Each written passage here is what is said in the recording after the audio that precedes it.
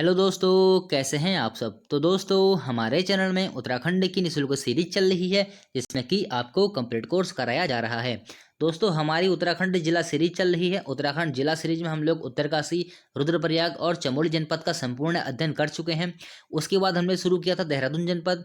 देहरादून जनपद का part first हम लोग कंप्लीट कर चुके हैं। आज ये हमारा पार्ट सेकंड होने वाला है। तो चलिए शुरुआत करते हैं। देखिए, मसूरी सबसे पहले हम लोग देहरादून में पढ़ते हैं। मसूरी, देखिए मसूरी किस जनपद में स्थित है। प्रश्न अगर आता है मसूरी किस जनपद में स्थित है, तो किस जनपद में है, देहरादून में है। मसूरी को पर्वतों की रानी भी कहा जाता है, ध्यान रखेंगे। और मसूरी समुद्र तल से 2005 मीटर की ऊंचाई पर स्थित है। अब देखिए, 65 वर्ग किलोमीटर में मसूरी अपना विस्तार रखता है। कितना? 65 वर्ग किलोमीटर में मसूरी अपना विस्तार रखता है। फिर देखिए, मसूरी शहर के संस्थापक कौन थे, तो आयरिश अफसर कैप्टन यंग। या फिर मसूरी शहर को किसने बसाया, तो कैप्टन यंग ने ही मसूरी शहर को बसाया और यही इसके संस्थापक थे सन 1825 में। अब देखिए, एक पुस्तक है राजेंद्र बलौदी। राजेंद्र बलौदी इसका उत्तर देते हैं 1827। देखिए, ये जो डेट है ना, मैं आपसे क्या कहता हूँ, उत्तराखंड की अनेक किताबें हैं। अनेक किताबों ने यानी किस आधार पर अपनी अलग अलग जो डेट हैं वो वहां पर दे रखी है। मतलब एक ही नहीं, मसूरी शहर की स्थापना को लेकर ही नहीं, अनेक प्रकार की स्थापना वाली चीजें हैं, बहुत सारे डेटा हैं। तो मैंने ये देखा है अधिकांश किताबों में ऐसा ही है कि जो डाटा मैच नहीं करता किसी भी किताब का। कहीं एक जगह तो मैं 1823 देख रहा था, 1823 भी देख रहा था ये जगह मसूरी की स्थापना। तो ये भिन्न भिन्न डेटे हैं, तो यहाँ पर हमको इतना कंफ्यूज नहीं होना है। 1825 की तरफ आप लोग जाएंगे। हाँ, अगर 1825 आपको ऑप्शन में नहीं मिलता है तब आप लोग 1827 की ओर जा सकते हैं। पहले आपको क्या करना है, 1825 में ही सही जाना है और 1825 ही इसका सही उत्तर भी है। चलिए ठीक है। फिर देखिए, अंग्रेजों ने यहाँ की भूमि को सुदर्शन शाह से 80 वर्ष के लिए पट्टे पर लिया था। दोस्तों, बहुत महत्वपूर्ण प्रश्न है कि मसूरी को, देखिए जो मसूरी का भाग आता है देहरादून में आता है। अब आप लोग कहेंगे कि जो सुदर्शन शाह था उसके पास तो टिहरी का हिस्सा था, लेकिन जो टिहरी जो उस समय था उसमें उस समय देहरादून का कुछ हिस्सा टिहरी में भी शामिल था। तो जो मसूरी वाला हिस्सा होगा उस समय जो टिहरी राज्य में शामिल, मतलब टिहरी के एरिया में आता होगा। तो जो सुदर्शन शाह थे, 80 वर्ष के लिए उन्होंने अंग्रेजों को मसूरी की भूमि को पट्टे पर दिया था। तो ये क्वेश्चन बन सकता है कि किस परमार शासक ने मसूरी को 80 वर्ष के लिए अंग्रेजों को पट्टे पर दिया था। तो आपका उत्तर क्या हो जाएगा, सुदर्शन शाह। सुदर्शन शाह टिहरी में जो पवार वंश की स्थापना की थी, किसने की थी, सुदर्शन शाह ने 1815 में। सब कुछ पढ़ा चुका हूँ पहले ही परमार वंश में। चलिए ठीक है। उसके बाद देखिए, मसूरी की पहली इमारत कौन सी बनी, तो ये आता मलिंगार होटल का नाम। मसूरी में जो पहली इमारत बनती है मलिंगार होटल 1827 में बनती है। लेकिन देखिए, फिर यहाँ पर राजेंद्र बलौदी जी की किताब में डेटा इतने अलग हमको देखने को मिलते हैं कि कंफ्यूज हर कोई हो जाएगा। उत्तराखंड में जो छात्र तैयारी कर रहे हैं, अगर आपने उत्तराखंड के 3 या 4 किताबें ले ली तो समझ लिए टोटली आप कंफ्यूज हो जाएंगे, क्योंकि हर किताब का अलग अलग अपना अपना डाटा है। तो यहाँ पर आपको ऑप्शन के अकॉर्डिंग चलना है। तो वैसे बलौदी की किताब से भी काफ़ी प्रश्न एग्जाम में बन रहे हैं। तो वैसे तो मैं 1827 की ओर जाएंगे आप लोग। परीक्षा वाणी का डाटा मैं सबसे पहले यहाँ पर यूज करता हूँ। 1827 मलिंगार होटल जो कि मसूरी की पहली इमारत थी। अगर 1827 आपको ऑप्शन में नहीं मिलता है तो आप लोग 1828 की तरफ जा सकते हैं। फिर देखिए, 1829 में लॉरेंस नामक अंग्रेज ने मंसूरी में परचूने की दुकान खोली थी। देखिए, ऐसा नहीं कि हर डाटा में कंफ्यूजिंग है, जहाँ जहाँ कंफ्यूजिंग होता है ना तो वहाँ मैं आपको बता देता हूँ। इतने सारे डाटा हम लोग पढ़ते हैं, कहीं आपने देखा कि ऐसा कुछ हो रहा होगा, नहीं। कहीं कहीं ऐसा होता है कि जहाँ पर हमको दिक्कत आती है, तो वहाँ पर मैं आपको कंडीशन बता देता हूँ और आपको उसी के अकॉर्डिंग चलना है। तो 1829 में क्या होता है, लॉरेंस नामक एक अंग्रेज होता है, उसने मसूरी में पहली परचूने की दुकान खोली।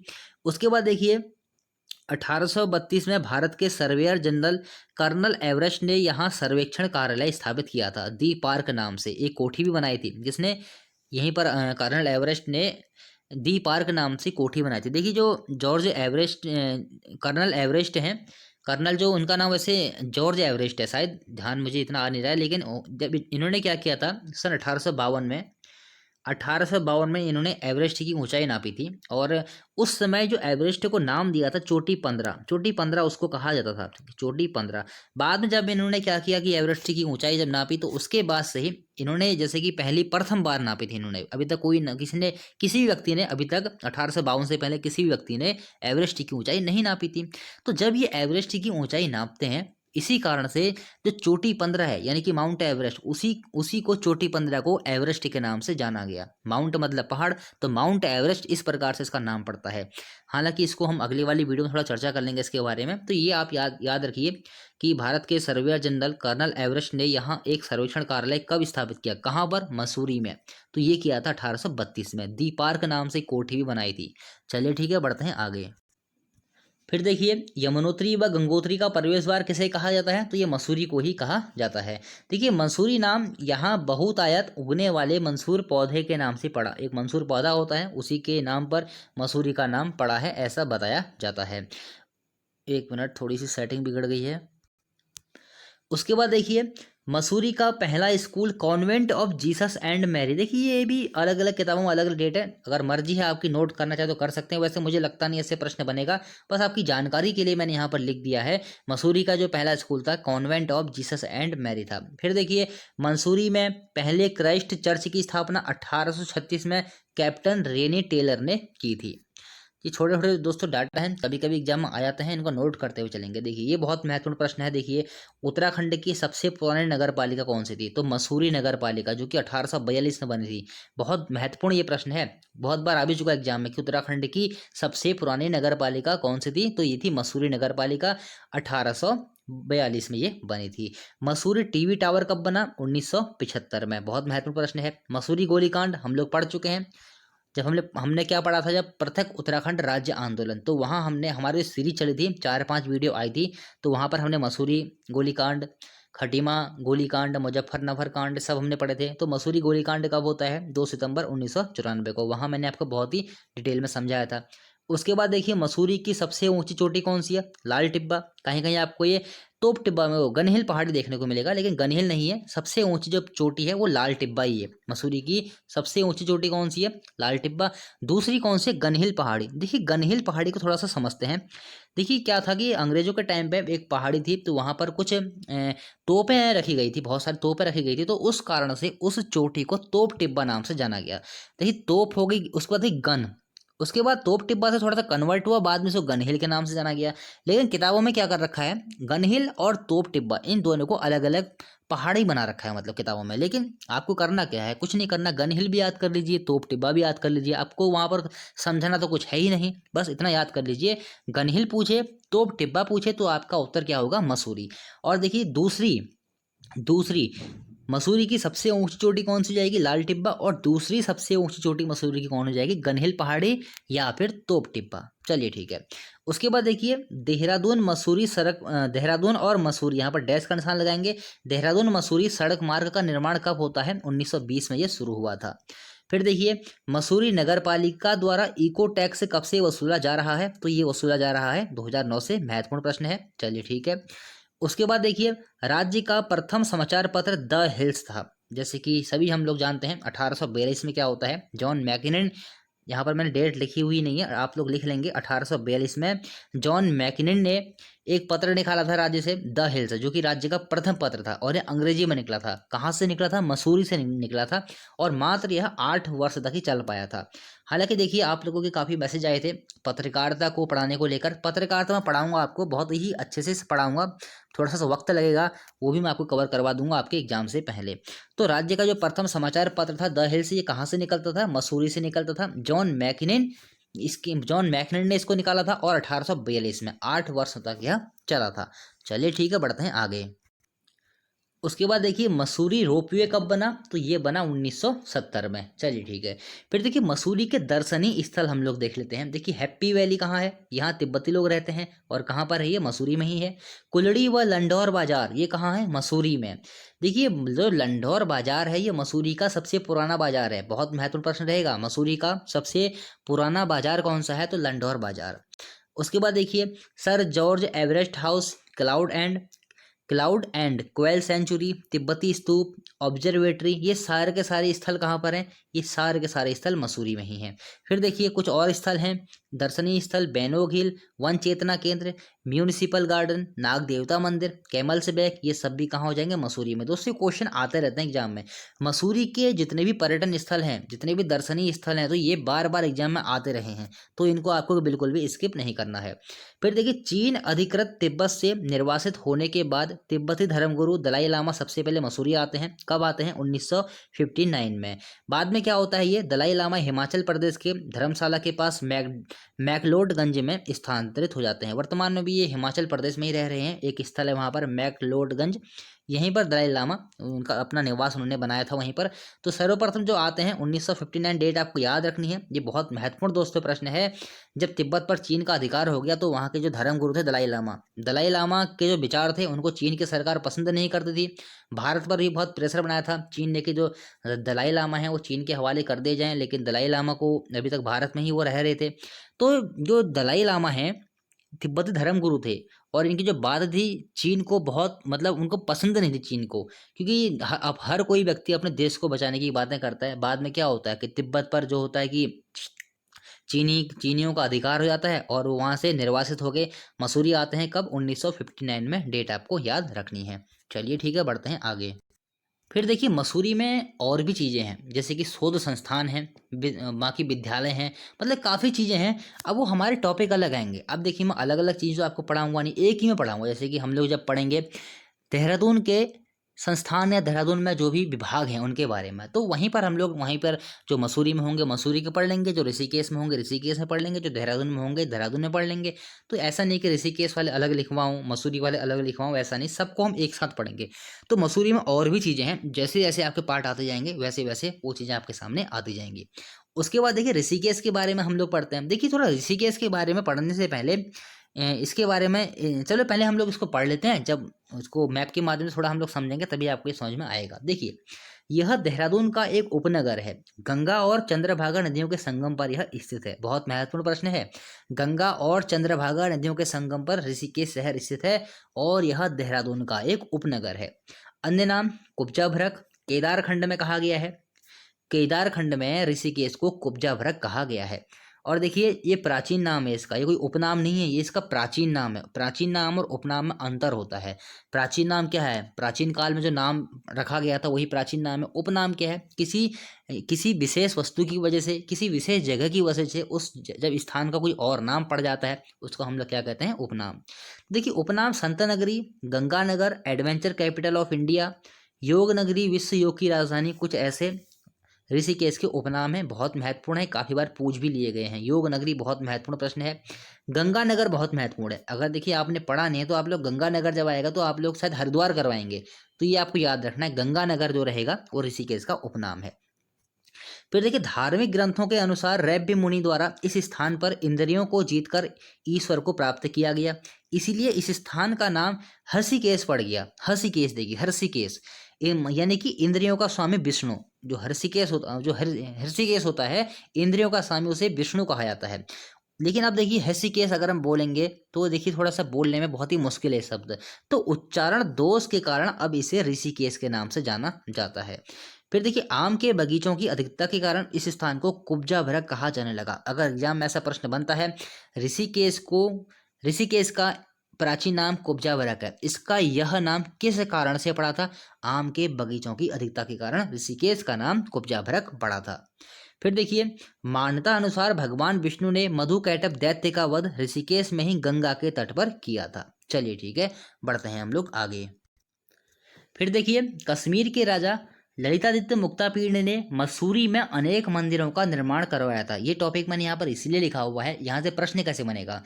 कश्मीर के किस राजा ने मसूरी में अनेक मंदिरों का निर्माण करवाया था? तो आपका उत्तर क्या हो जाएगा? ललितादित्य मुक्तापीड़। चलिए ठीक है, फिर देखिए, दर्शनीय स्थल हम लोग देख लेते हैं ऋषिकेश के। सबसे पहले आता है लक्ष्मण झूला। देखिए, यह ऋषिकेश में है। लक्ष्मण झूला पहले जूट रोप यानी कि जूट से बना हुआ था, जूट रोप ब्रिज था। 1924 की बाढ़ में यह टूट गया। लक्ष्मण झूला पुल का निर्माण 1930 में किया गया।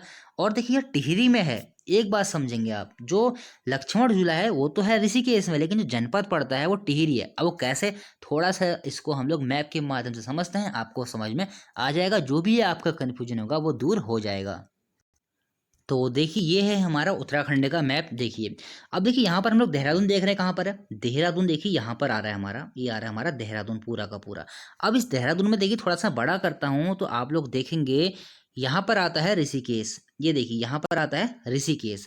अब जो ऋषिकेश जनपद है, जनपद नहीं, ऋषिकेश जो स्थल है, ये जो ये देहरादून का तो एक उपनगर है, लेकिन ये इसका कुछ भाग टिहरी जनपद में, कुछ भाग पौड़ी में भी आता है। ध्यान से समझेंगे, जो ऋषिकेश है उसका कुछ भाग टिहरी में भी आता है, कुछ भाग पौड़ी गढ़वाल में भी आता है। तो यहाँ पर थोड़ी कन्फ्यूजन की स्थिति बनी रहती है कि लक्ष्मण झूला है तो ऋषिकेश में, ऋषिकेश हम लोग कह रहे हैं देहरादून का उपनगर है, तो लक्ष्मण झूला जिला टिहरी में कैसे हो गया? तो लक्ष्मण झूला जिला टिहरी में इसीलिए हो रहा है क्योंकि ऋषिकेश का कुछ भाग टिहरी में भी है और पौड़ी में भी है। तो इस बात को हमको समझना है। इतना आप लोग समझ गए होंगे। चलिए चलते हैं हम लोग अपनी वीडियो में। तो आप लोग समझ गए होंगे कि लक्ष्मण झूला किस प्रकार से ऋषिकेश में है और किस प्रकार से टिहरी जनपद में आ रहा है। तो अगर क्वेश्चन बनता है, देखिए क्वेश्चन कैसे बनेगा, क्वेश्चन ऐसे ही बनेगा, लक्ष्मण झूला कहाँ है, डायरेक्ट आपके सामने ऑप्शन में ऋषिकेश आएगा, ज़्यादा घुमाएगा नहीं। तो लक्ष्मण झूला कहाँ है, ऋषिकेश में है। जनपद पूछ ले तो टिहरी जनपद में आएगा। और लंबाई कितनी है इसकी, 140 मीटर। फिर देखिए ऋषिकेश नगर निगम कब बनता है, 2017 में नगर निगम बना था।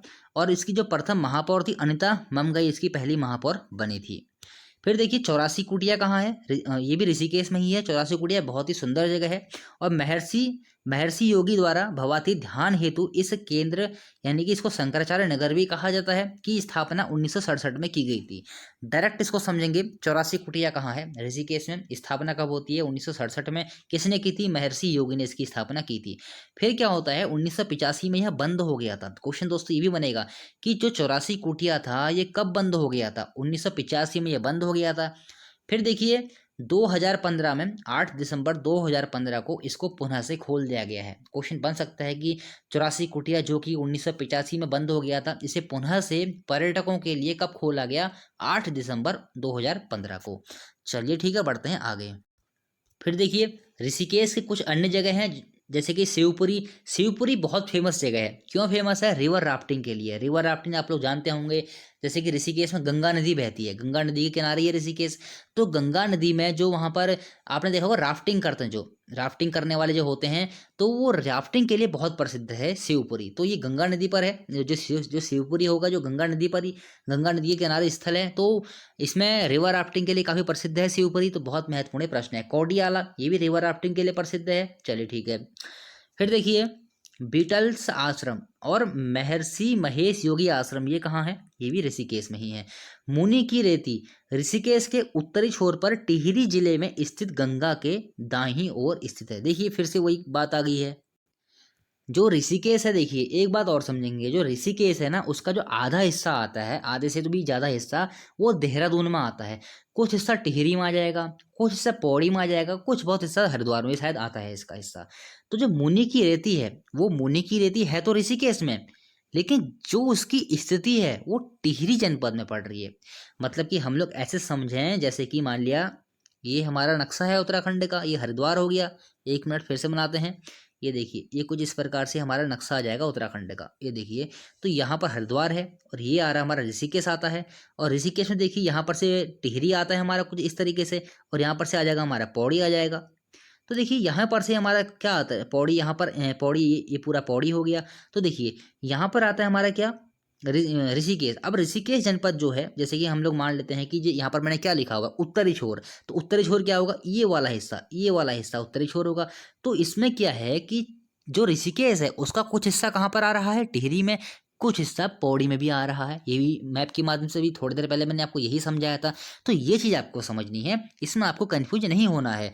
बहुत सारे बच्चे इसमें कंफ्यूज रहते हैं कि ऋषिकेश में तो है मुनि की रेती, लेकिन वो टिहरी में कैसे पहुंच गया, क्योंकि ऋषिकेश तो देहरादून में है, ऐसा लिखा हुआ है किताबों में। तो ऋषिकेश का कुछ हिस्सा टिहरी जिले में भी आएगा, तो ये आपको समझना है। तो ऋषिकेश के उत्तरी छोर पर टिहरी जिले में स्थित गंगा के दाईं ओर मुनि की रेती स्थित है। चलिए ठीक है। उसके बाद देखिए गीता भवन, गीता आश्रम और स्वर्गा आश्रम। स्वर्गा आश्रम देखिए पौड़ी में है। ये भी मुनि की रेती में ही पड़ता है, मुनि की रेती के हिस्से में पड़ता है, लेकिन पौड़ी में आता है स्वर्ग आश्रम। मुनि की रेती के हिस्से में पड़ता है, नहीं, जो स्वर्ग आश्रम है ये ऋषिकेश में ही पड़ता है, लेकिन आता कहाँ है? पौड़ी में। ये बहुत महत्वपूर्ण प्रश्न है, स्वर्ग आश्रम कहाँ है? तो ये पौड़ी जनपद में है। गीता भवन, गीता आश्रम, ये सब मुनि की रेती के आसपास ही है और ये ऋषिकेश में ही है। चलिए ठीक है। और उसके बाद देखिए त्रिवेणी घाट कहाँ है? ये ऋषिकेश में है। भरत मंदिर कहाँ है? देखिए भरत मंदिर बहुत महत्वपूर्ण है। और देखिए गीता भवन, किसी किसी किताब में ये लिखा हुआ है कि गीता भवन की जो स्थापना हुई थी 1944 में हुई थी। लिख लेंगे इसको, गीता भवन की जो स्थापना हुई थी वो 1944 में हुई थी। चलिए हम पढ़ रहे थे भरत मंदिर। तो भरत मंदिर ऋषिकेश का सबसे पुराना मंदिर है। बहुत महत्वपूर्ण दोस्तों ये प्रश्न है कि ऋषिकेश का सबसे पुराना मंदिर कौन सा है? तो ये है भरत मंदिर। शिवानंद झूला, शिवानंद झूला को राम झूला के नाम से जानते हैं और राम झूला के नाम से प्रसिद्ध है शिवानंद झूला, और ये भी ऋषिकेश में है। क्वेश्चन दोस्तों बन सकता है कि शिवानंद झूला या फिर राम झूला कहाँ पर है? तो आपका उत्तर क्या हो जाएगा? ऋषिकेश में। तपोवन, देखिए ये तपोवन जो है ना, इस तपोवन ने भी आपके दिमाग में काफी कंफ्यूजिंग कर रखा होगा। राज्य में सिर्फ एक ही तपोवन नहीं है, उत्तरकाशी में तपोवन है, एक पिथौरागढ़ में भी तपोवन है, एक देहरादून में भी तपोवन है। तो अनेक जगह पर हमको ये तपोवन देखने को मिलते हैं। एक उत्तरकाशी में भी है तपोवन। उत्तरकाशी जनपद हम लोग पढ़ चुके हैं, लेकिन मैंने वहां से आपको पढ़ाया नहीं, तपोवन तो छूट गया है। तो तपोवन जो है राज्य में अनेक जगह पर है। अब देखिए यहाँ पर से जो सबसे महत्वपूर्ण तपोवन मुझे लगता है वो जो ऋषिकेश में स्थित है, टिहरी, ऋषिकेश के उत्तरी छोर पर टिहरी जिले में सबसे महत्वपूर्ण तपोवन एग्जाम में आने की दृष्टि से यही है। क्यों? क्योंकि तपोवन में लक्ष्मण जी ने तपस्या की थी। तो अगर आपसे तपोवन पूछ ले कहाँ है, ऋषिकेश के उत्तरी छोर पर टिहरी जिले में, और यहाँ पर लक्ष्मण जी ने तपस्या की थी। तो यहाँ से अगर लक्ष्मण जी का नाम अगर जोड़ता है तो वो तपोवन महत्वपूर्ण हो जाएगा एग्जाम के लिए।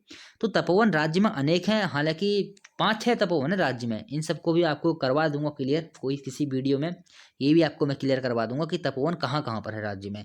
तो पहले तो फिलहाल आप लोग इतना याद रखिए, जो तपोवन ऋषिकेश के उत्तरी छोर पर टिहरी जिले में है और तपोवन में लक्ष्मण जी ने तपस्या की थी। चलिए ठीक है, हम बढ़ते हैं आगे। उसके बाद देखिए त्रिवेणी घाट कहाँ पर है? ऋषिकेश में। शायद हम लोग इसको पहले पढ़ चुके हैं। कैलाश निकेतन मंदिर ऋषिकेश में लक्ष्मण झूला के पास स्थित है। और 13 मंजिली भवन, देखिए ऋषिकेश में लक्ष्मण झूला के पास स्थित है 13 मंजिला भवन, यह मंदिर है। चाहे तो आप लोग यहाँ से लक्ष्मण झूला काट भी सकते हैं क्योंकि लक्ष्मण झूला के आसपास ही है, लेकिन ये पौड़ी में है तो ऋषिकेश में, लेकिन असल में ऋषिकेश के कुछ हिस्सा कहाँ पर भी आता है? पौड़ी में भी आता है। तो ये पौड़ी में है, लक्ष्मण झूला के पास में, आसपास में ये, इसलिए मैंने यहाँ पर लक्ष्मण झूला लिख दिया है। आप कंफ्यूज हो जाएंगे इसमें, तो आप लोग क्या करेंगे? लक्ष्मण झूला हटा देंगे इसमें से, लक्ष्मण झूला आप लोग हटा देंगे, ऐसे लिखेंगे कैलाश निकेतन मंदिर ऋषिकेश में स्थित है, पौड़ी जनपद में, 13 मंजिला यह भवन है। तो चलिए ठीक है। उसके बाद देखिए राम झरोखा आश्रम, स्वामी शिवानंद आश्रम, डिवाइन लाइफ सोसाइटी और बाबा काली कमली आश्रम, ये सब कहाँ हो जाएंगे? ऋषिकेश में हो जाएंगे। और देखिए बाबा काली कमली का वास्तविक नाम क्या है? विशुद्धानंद, ये भी बहुत महत्वपूर्ण है। चलिए ठीक। उसके बाद देखिए ओंकारानंद आश्रम कहाँ है? ओंकारानंद आश्रम भी ऋषिकेश में है। ओंकारानंद सरस्वती ने 1967 में ऋषिकेश में इस आश्रम की स्थापना की थी। ये दोस्तों आश्रम बहुत महत्वपूर्ण है, थोड़ा अलग टाइप का नाम है इसलिए बहुत महत्वपूर्ण है। उसके बाद देखिए क्लिफ जंपिंग साहसिक पर्यटन स्थल कहाँ पर है? तो ये ऋषिकेश में है। उसके बाद देखिए बहुत महत्वपूर्ण प्रश्न है, काफी बार एग्जाम में दोस्तों आ भी चुका है, अखिल भारतीय आयुर्विज्ञान संस्थान यानी कि एम्स, ये कहाँ पर है? ऋषिकेश में है।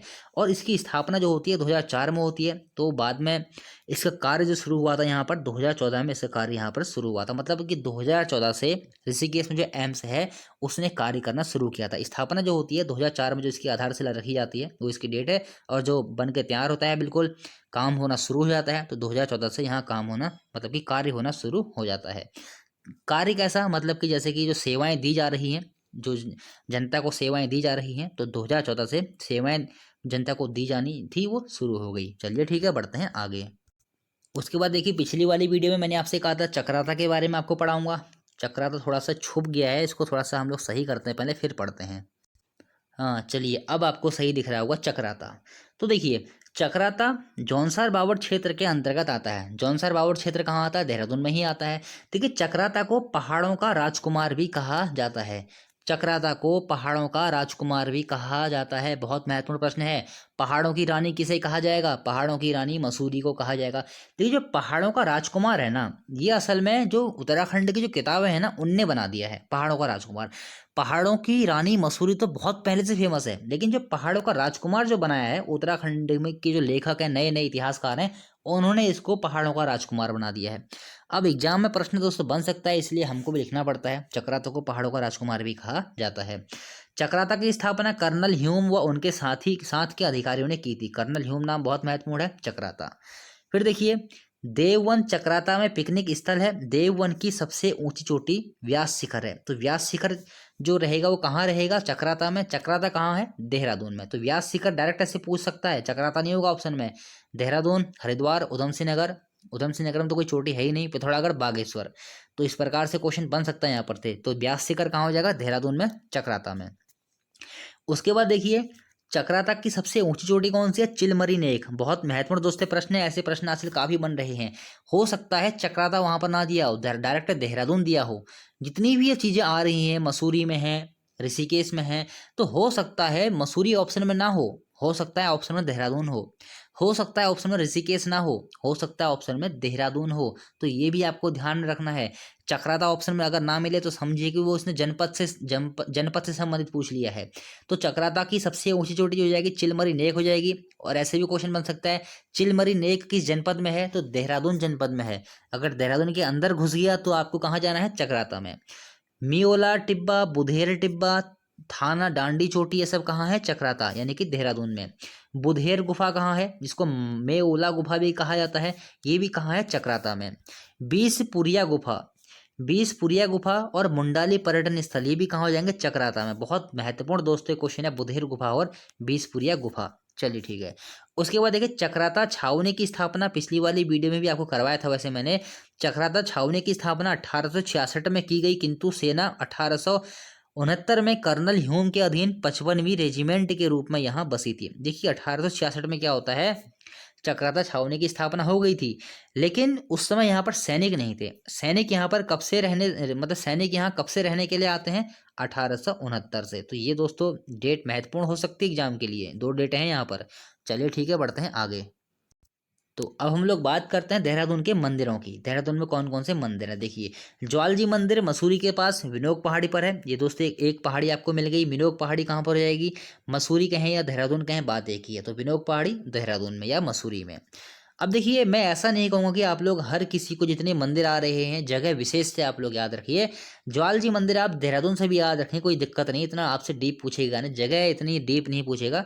फिर भी इसको आप लोग ऐसे पढ़ सकते हैं। ज्वाल जी मंदिर कहाँ है? मसूरी के पास विनोक पहाड़ी पर। भद्राज मंदिर कहाँ है? मसूरी के पास में, ये देहरादून में। सुरकुंडा देवी मंदिर कहाँ है? मसूरी के निकट ही है। और भवराज मंदिर, देखिए बहुत महत्वपूर्ण प्रश्न है, कुछ नया सा है। भवराज मंदिर कहाँ हो जाएगा? ये भी मसूरी के निकट ही है, देहरादून में। उसके बाद देखिए चार सिद्ध हैं, ये दोस्तों एग्जाम में आ भी चुका है। किस प्रकार से क्वेश्चन आया था भी मैं आपको बताऊंगा। तो दत्तात्रेय भगवान के 84 सिद्धों में से 4 सिद्ध के स्थान देहरादून में भी हैं। कौन कौन से? लक्ष्मण सिद्ध, कालू सिद्ध, माणक सिद्ध और मांडू सिद्ध। ये प्रश्न एग्जाम में बना कैसे था? ये एग्जाम में दोस्तों ये प्रश्न बन चुका है। अब बना कैसे था? बना कुछ इस तरीके से था, ऐसे बना था। बताइए इनमें से कौन सा सिद्ध देहरादून में स्थित नहीं है? 3 तो सही थे उसमें, एक इसी से मिलता जुलता एक सिद्ध वहां पर और रख दिया था। तो ये आपको चारों नाम याद होने चाहिए। ऐसे क्वेश्चन बन चुका है कि इनमें से कौन सा सिद्ध देहरादून में नहीं है। तो देखिए लक्ष्मण सिद्ध, कालू सिद्ध, माणक सिद्ध और मांडू सिद्ध जो है देहरादून में स्थित हैं। उसके बाद देखिए टपकेश्वर महादेव मंदिर कहाँ है? यह गुफा में स्थित मंदिर है और यहाँ निरंतर जल टपकता रहता है। और ये कहाँ पर है? देहरादून में। काफी बार दोस्तों एग्जाम में आ भी चुका है। उसके बाद देखिए हनौल तीर्थ स्थल, ये भी दोस्तों कई बार एग्जाम में आ चुका है। जौनसार बावड़ क्षेत्र के लोगों का सबसे बड़ा तीर्थ स्थल है। यहाँ महासू देवता का सबसे बड़ा मंदिर है। कहाँ पर? हनौल तीर्थ में महासू देवता का सबसे बड़ा मंदिर है। और देखिए छारिया व अंगारिया किसके देवी देवता हैं? जौनसारी के। हालांकि जौनसारी वीडियो में सब करवा चुका हूँ मैं आपको। तो छारिया व अंगारिया देवी देवता हैं किनके? ये हैं जौनसारियों के। और जो हनौल इनका सबसे बड़ा तीर्थ स्थल हो जाएगा, किसका? जौनसारियों का। जौनसारियों का सबसे बड़ा तीर्थ स्थल कौन सा हो जाएगा? हनौल। जौनसारियों के सबसे बड़े देवी सबसे प्रचलित देवता, सबसे बड़े देवता कौन हो जाएंगे? महासू देवता। चलिए ठीक है। उसके बाद एक आता डाट काली मंदिर। ये डाट काली मंदिर कहाँ है? देहरादून में ही है। और देखिए गोरखा सेनापति बलभद्र सिंह थापा ने 1804 में इसको स्थापित करवाया था। कब? 1804 में स्थापित करवाया है। डेट आपको याद रखनी, हो सकता है एग्जाम में पूछ ले किसने करवाया है, ये भी पूछ सकता है, क्योंकि गोरखा सेनापति बलभद्र सिंह थापा ने इसको स्थापित करवाया है 1804 में। और कहाँ पर है ये? देहरादून में। चलिए ठीक है, बढ़ते हैं आगे। फिर देखिए डाट काली मंदिर, माल देवता मंदिर, संतला देवी मंदिर। आने वाले एग्जाम के लिए मोस्ट इंपोर्टेंट संतला देवी मंदिर याद रखेंगे। कहाँ पर है? सब देहरादून में। सिद्धेश्वर महादेव मंदिर, धौलेश्वर महादेव मंदिर कहाँ है? देहरादून में।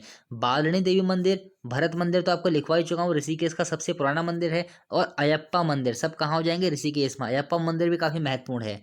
उसके बाद देखिए साईं दरबार मंदिर और दूधाधारी काली मंदिर कहाँ हो जाएंगे? ये सारे के सारे मंदिर कहाँ हो जाएंगे? देहरादून में। चलिए ठीक है, ये तो आपके मंदिर हो गए। अब हम लोग बात करते हैं देहरादून के मेलों की। देखिए झंडा मेला देहरादून में गुरु राम राय साहिब में प्रतिवर्ष ये लगता है। झंडा दरबार जो है देहरादून में 1699, आपको मैंने डेट बताई थी पिछली वाली वीडियो में। तो ये जो देहरादून में गुरु राम राय साहिब में ही प्रतिवर्ष यह मेला लगता है। और सबसे महत्वपूर्ण बात क्या है? झंडा मेला गुरु राम राय के जन्म दिवस के अवसर पर 1699 से लगता हुआ आ रहा है। गुरु राम राय के जन्म दिवस पर। देखिए पिछली वाली वीडियो में मैंने आपको एक बात बताई थी, 1676 75 ऐसी कुछ डेट मैंने आपको बताई थी वहां पर, कि एक डेट मिलती है हमको, दो डेट मिलती हैं, इसको एक बार और समझ लेते हैं। 1699 और 1600 कहीं 75 है, कहीं 76 है, ऐसे समझ लेंगे इसको। किताबों में देखिए दो डेट दी गई है कि जो गुरु राम राय जी आते हैं देहरादून में और उन्होंने यहाँ पर गुरुद्वारे की स्थापना की थी। एक किताब में 1699 है, किसी किताब में 1675 76 भी दिया हुआ है। लेकिन देखिए मैंने कुछ थोड़ा सा इसमें रिसर्च की और थोड़ा सा मैंने इसमें डीप गया, मतलब जानने की कोशिश की वास्तव में चीज़ें क्या थी। किसी किसी किताब में मुझे ऐसा देखने को मिला कि गुरु राम राय जो पहली बार देहरादून में आते हैं 1675 76 में आते हैं, पहली बार जब वो आते हैं। लेकिन उस दौरान उन्होंने किसी भी चीज़ की स्थापना नहीं की थी। पुनः से आते हैं 1699 में। तब जब वो आए थे उन्होंने यहाँ पर गुरुद्वारे की स्थापना की थी। फतेहपति साहब ने उनको 3 गांव दान में भी दिए थे। तो ये कुछ इस प्रकार की भ्रांतियां किताबों में दे रखी हैं। हालांकि ऐसे तो एग्जाम में क्वेश्चन पूछता नहीं है कि कब आए थे, कैसे आए थे। वहाँ ये पूछ लेगा कि गुरुद्वारे की स्थापना कब की थी, आपको पता है 1699 डेट। अगर 1699 ऑप्शन में नहीं है, 1675 76 में से एक तो होगी ही। तो ये कुछ कन्फ्यूजिंग है किताबों में, जहाँ पर हमको भी ऑप्शन के हिसाब से चलना ही पड़ता है। क्योंकि देखिए एग्जाम में जाने कौन सी किताब उठा ले ये तो मुझे भी पता नहीं है, ना आपको पता है। इसीलिए आपको कुछ चीज़ें ऐसी हैं जहाँ पर आपको थोड़ा कंप्रोमाइज करना पड़ेगा।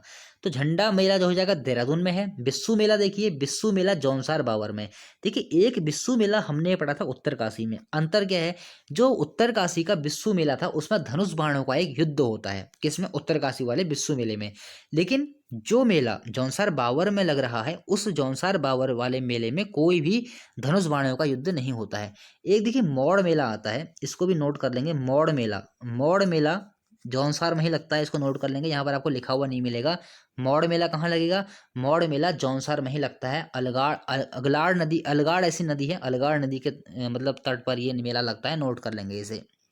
उसके बाद देखिए नोड़ाई मेला, हालांकि मौड़ मेला मैंने यहाँ पर लिखा हुआ नहीं है, अगली वाली वीडियो में उसको लिखवा भी दूंगा।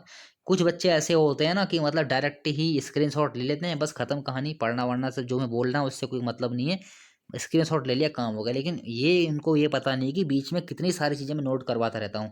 अभी मैंने आपको गुरु राम राय के जन्म वाली बात बताई, कब वो आए थे, कैसे आए थे, कैसे किताब में बातें लिखी हुई हैं, लेकिन कुछ पढ़ते ही नहीं है वो। चले मुझे क्या फ़र्क पड़ता है, चलिए कोई बात नहीं। तो नोड़ाई मेला जौनसार में लगता है सावन माह में, और भेड़ पालकों का यह मेला है। ये बहुत महत्वपूर्ण है कि नोड़ाई मेला किन का है? जौनसार में लगता है और भेड़ पालकों का है। टपकेश्वर मेला देहरादून में, यहाँ पर देवधारा नदी बहती है टपकेश्वर के पास ही, और देवधारा नदी के पास ही टपकेश्वर मेला लगता है, और यहीं पर टपकेश्वर मंदिर भी है। फिर देखिए जखौली मेला, गनियात मेला, क्वानू मेला, जौनसार बाबर महोत्सव, सब कहाँ है? कहाँ के महोत्सव हैं? सारे के सारे देहरादून के महोत्सव हैं। क्वानू मेला जौनसार क्षेत्र में दीपावली के समय मनाया जाता है। ये बहुत महत्वपूर्ण प्रश्न है। क्वानू मेला जौनसार क्षेत्र में दीपावली के समय मनाया जाता है। चलिए ठीक है। जो भेड़ पालक हैं, ये देखिए यहाँ पर भेड़ पालक ही नहीं, जैसे कि बकरी के पालक हैं, भेड़ पालक है, तो उनके जो में मतलब जानवरों से संबंधित जो पालक होते हैं उनके, तो उन्हीं के द्वारा नोड़ाई मेला मनाया जाता है। तो ये जखौली मेला, गनियात मेला, क्वानू मेला, जौनसार बाबर महोत्सव और ये जितने भी महत्वपूर्ण मेले हैं सब मैंने आपको लिखवा दिए हैं। चलिए कुछ और होंगे, बढ़ते हैं आगे। फिर देखिए कुछ मेले और हैं, जैसे कि जागड़ा मेला। जागड़ा मेला किसका है? महासू देवता का। बहुत महत्वपूर्ण दोस्त ये प्रश्न है। महासू देवता जौनसार क्षेत्र के सबसे प्रमुख देवता हैं। और देखिए इनका ही मेला है जागड़ा मेला। तो जागड़ा मेला किस देवता से संबंधित रहेगा? महासू देवता से। उसके बाद देखिए खंगला मेला, दुधली भद्रराज मेला, सब कहाँ लगेंगे? देहरादून में। बहुत ही महत्वपूर्ण दोस्त ये प्रश्न है। देखिए जो खंगला मेला है ना, वो सागरताल, सागरताल नाला पानी, सागरताल नाला पानी जगह है देहरादून में, तो वहीं पर ही लगता है। कहाँ पर? सागरताल नाला पानी एक जगह है देहरादून में, वहीं पर खंगला मेला लगता है। बहुत सारे मेले आपको यहाँ पर नए भी देखने को मिल रहे होंगे। देखिए झंडा मेला 1699 से गुरु राम राय के जन्मदिन पर मनाया जाता है, आपको समझा ही चुका हूँ। फिर देखिए शहीद केसरी चंद मेला 3 मई को लगता है चौलीसात में। चौलीसात कहाँ है? देहरादून में। दोस्तों ये प्रश्न काफी बार आ भी चुका है कि शहीद मेला देहरादून में, जो शहीद मेला लगता है वो किसके उपलक्ष्य में लगता है? तो शहीद मतलब किसके शहीदी के अवसर में लगता है? तो शहीद केसरी चंद्र के जब वो शहीद हुए थे तो उसी के उपलक्ष्य में यह मेला लगता है 3 मई को चौलीसात देहरादून में। गागुली युद्धोत्सव बहुत महत्वपूर्ण प्रश्न है, कुछ नया भी होगा आपके लिए। जौनसार क्षेत्र देहरादून में लगता है ये गागुली महोत्सव। देखिए इसमें होता क्या है, आपसी रंजिश मिटाने के लिए प्रत्येक दशहरे पर उत्पाल्टा व करौली गांव, दो गांव हैं उत्पाल्टा व करौली गांव, इन गांवों के बीच अरबी के डंठलों से प्रतीकात्मक रूप में, मतलब एक युद्ध जैसा होता होगा प्रतीकात्मक रूप में, जो अरबी होती है उस अरबी के डंडों से, मतलब ऐसी प्रतीकात्मक रूप में युद्ध लड़ा जाता होगा, तो इसलिए इसको गागुली युद्धोत्सव कहा जाता है। कहाँ होता है ये? जौनसार क्षेत्र देहरादून में। दशहरा पर्यटन मेला, दशहरा पर्यटन मेला कहाँ लगता है? लखवाड़ देहरादून में। 21 से 22 अक्टूबर के बीच में यह मेला लगता है। फिर देखिए धाचानू मेला और नखौली मेला, ये भी कहाँ है? देहरादून के ही मेले हैं। उसके बाद देखिए हत्ताली का मेला गोरखा समुदाय द्वारा देहरादून में मनाया जाता है। कौन सा? हत्ताली का मेला गोरखा समुदाय द्वारा देहरादून में मनाया जाता है। फिर देखिए राजपुर नेचर फेस्टिवल 2014 से प्रतिवर्ष नवंबर माह में मनाया जा रहा है। कहाँ पर? देहरादून में। राजपुर जो जगह है देहरादून में, राजपुर केनाल किसने बनवाई थी?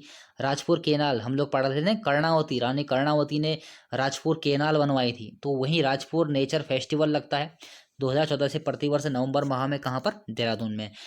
पांचोई लोकोत्सव, पांचोई लोकोत्सव कब कहाँ मनाया जाएगा? जौनसार में। जौनसार कहाँ है? देहरादून में। देखिए बार बार मैं आपसे कह रहा हूँ, मसूरी हो या फिर हो ऋषिकेश, कुछ भी आ जाए, ये सब कहाँ है? देहरादून में है। कुछ भाग जो टिहरी पौड़ी में आ रहे थे वो मैंने आपको लिखवा दिए हैं, अधिकांश जो ऋषिकेश का हिस्सा रहेगा वो देहरादून में रहेगा। तो जरूरी नहीं है कि ऑप्शन में मसूरी या ऋषिकेश या जौनसार हो, डायरेक्ट ऑप्शन में आपसे देहरादून भी होगा। हो सकता है कि देहरादून डायरेक्ट दे दिया हो। पांचोई लोकोत्सव कहाँ मनाया जाएगा? ऑप्शन में डायरेक्ट होगा देहरादून। ये तो यहाँ पर ये नहीं कि मसूरी नहीं है तो हम लोग ऑप्शन में गलत करके आ जाएं। तो देहरादून जनपद के अंदर ये सब स्थित है, डायरेक्ट जिले का नाम भी आपसे पूछ सकता है। तो पांचोई लोकोत्सव जौनसार देहरादून में मनाया जाएगा। तो दोस्तों ये था हमारा देहरादून का पार्ट सेकंड, और पार्ट थर्ड ही जल्दी आ जाएगा। थोड़ा सा हमारा लंबा खींचेगा ये वाला जो देहरादून है, क्योंकि यहाँ संस्थान इतने सारे हैं, इतने सारे विद्यालय हैं, मुझे लगता है एक वीडियो तो इन्हीं के ऊपर बनानी पड़ेगी। 50 से ऊपर तो संस्थान होंगे उत्तराखंड के। 80 से 90% जो जो शिक्षा संस्थान हैं या फिर कोई अन्य संस्थान हैं, विभाग हैं, वो देहरादून में ही हैं। तो मुझे लगता है कि एक वीडियो तो इनके ही ऊपर बनानी पड़ेगी। चलिए हो जाएगा, कोई बात नहीं है। तो दोस्तों आज के लिए इतना ही, मिलते हैं अगली वीडियो में। व्हाट्सअप नंबर मैंने आपको दे रखा है, अगर आपको कुछ पूछना होता है तो मुझे पूछ सकते हैं व्हाट्सअप पे मैसेज करके। फेसबुक पेज से आप लोग जुड़ जाइए, जहाँ से मैं नई नई जानकारियाँ अपडेट करता रहता हूँ, आपको लिंक नीचे डिस्क्रिप्शन में मिल जाएगा। और लाइक कर दीजिए वीडियो को, और साथ ही साथ चैनल को सब्सक्राइब कर दीजिए। और कुछ समझ में ना आए वीडियो के संबंध में, कुछ कन्फ्यूजिंग हो तो आप लोग कमेंट कर सकते हैं, मैं हर कमेंट का रिप्लाई जरूर करता हूँ। तो दोस्तों मिलते हैं अगली वीडियो में, आज के लिए इतना ही।